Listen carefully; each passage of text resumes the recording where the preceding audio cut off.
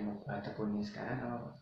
Nama usahanya orang ya, CP-nya namanya Suwaji Express. Suwaji Express. Ya.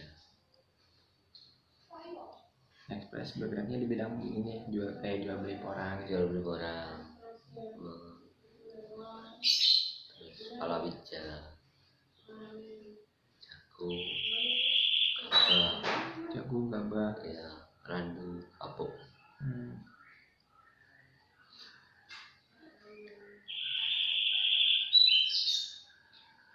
Udah gitu, kalau untuk berdirinya ini mulai dari kapan Pak?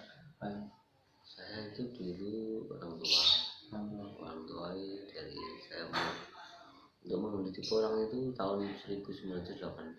1980. Porang itu. Terus saya mulai 2009. Ya, mulai 2009 sudah kecil. Jadi yang Suwaji Bapak ini, yang Suwaji Express ini dimulai tahun 2009.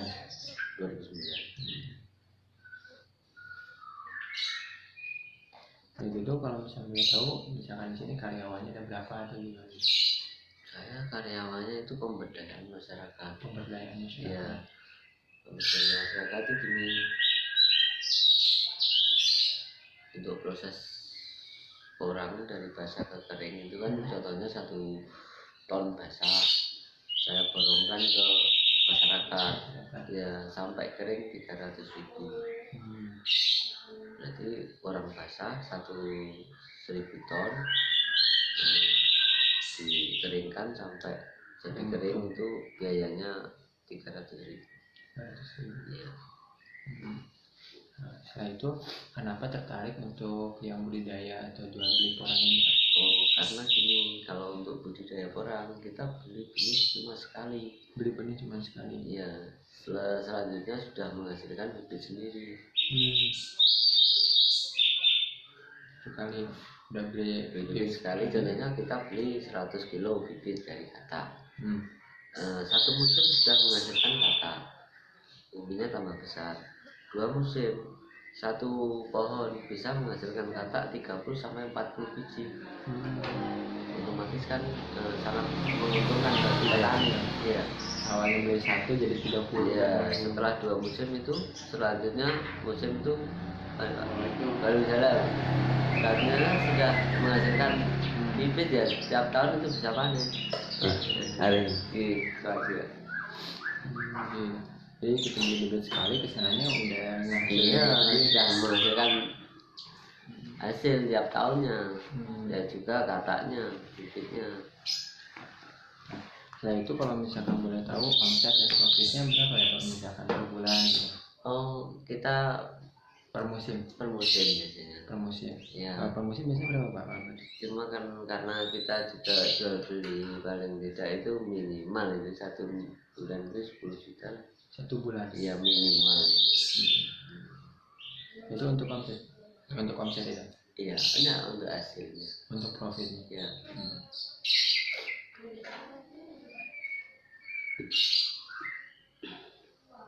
Jadi ciri khas dari porang sendiri itu tuh kita cuma 1 kali beli benih kesannya sudah menghasilkan bibit sendiri. Tiap tahun dengan 2 musim ke belakangnya sudah tiap tahun panen. Itu kayak udah pasti. Iya pasti. Masalahnya kan kita di puasanya di 1 musim awal. 1 musim ya, kita tanam 1 musim sudah menghasilkan katak cuma kecil. Dari katak ke katak itu kecil. Cuma setelah 2 musim sudah menghasilkan katak yang lumayan banyak. Bisa minimal ya 20 sampai 50 biji. Setelah itu kan 2 musim umbinya dipanen. Musim ya 1 musim pertama itu bijinya katak itu ditanam lagi. Kita dengan jarak tanam 30 sampai kali 50. Nah, hasil 1 musim dari katak tadi yang sudah ripa, yang sudah lepas diri dari batangnya, itu langsung kita tanam di sela-selanya tadi. Jadi udah jatuh disimpan di sela-selanya. Rasanya tadi. Itu. Selain itu kalau misalnya untuk kendala paling yang puasa di awal itu. Awalnya tadi kita awal musim puasa memang 1 tahun. Tapi setelah itu kita panen terus. Iya. Dari bijinya, dari umbinya. Dari katak 2 musim minimal 2 kilo. 2 kilo bisa sampai 6 kilo. Tergantung perawatan dan kesuburan tanah. Perawatan dan kesuburan tanah itu yang paling penting. Iya. Terakhir Pak, untuk tips gitu Pak, bagi para calon pengusaha itu apa Pak? Calon pengusaha ya. Tipsnya ya. Nah, kalau pengusaha yang penting modal. Iya. Modal sama kemauan gitu. Iya. Udah gitu misalkan motivasinya biar ini tuh para pengusaha itu makin pengen gitu. Pengen menggeluti orang. Boleh itu juga. Iya. Karena petani maupun pengusaha itu yang paling menguntungkan adalah di orang jual beli orang.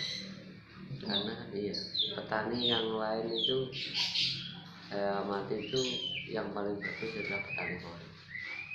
Dia di bawah tegaan naungan, tidak mengganggu tanaman yang lain. Harus di bawah naungan. Kalau tidak itu jelek. Dia butuh matahari, juga butuh pelindungan. Sekitar 40-60. 60-nya itu pelindungan dari tanaman yang lain atau mungkin yang pakai paranet kalau tidak ada tanaman pelindung. Terus yang butuhnya matahari itu 40% harus ada sinar matahari yang bisa membuat orang itu lebih besar. Pelindung itu misalkan kayak pohon yang besar gitu. Ya bisa mungkin ya dari tanaman yang lain mungkin kates. Kalau di dataran rendah ya singkong bisa, jagung bisa. Jadi ngegabung gitu. Ya kemarin tuh di menerapkan di lereng klub itu tanaman naungan tanaman pelindungan aja pakai musa.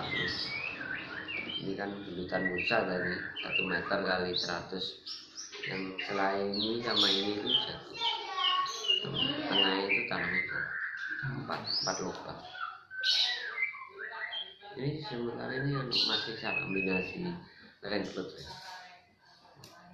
Terus Bapak itu tahun 2011 itu. Bapak itu. Iya. 2011 sampai 2018. 19 masih hubungan, 20 ini enggak ada. Oh gitu. Ke sininya dalam rangka kerjasama. Dulu itu belajar. Belajar. Dia kan pemulung juga, pemulung.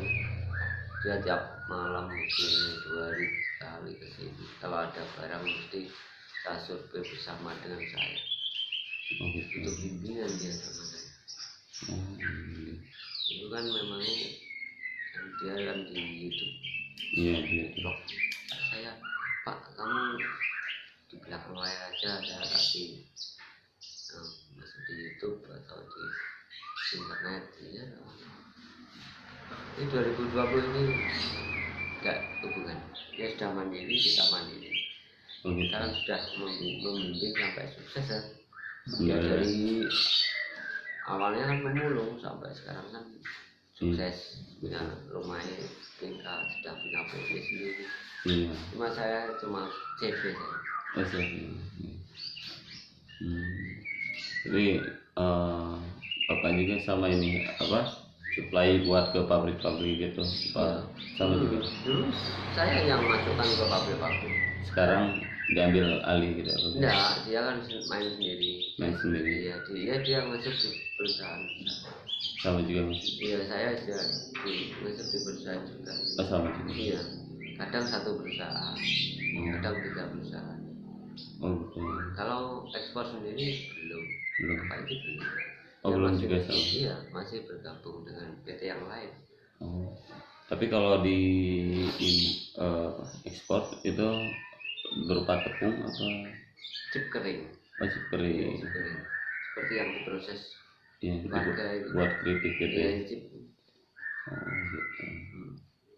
Lebih mahal harganya. Dibanding jual basah ya lebih mahal. Untuk yang ibaratnya kan kalau basah sekarang kan 13.000. Iya. 13.000 untuk keringnya kan 70.000.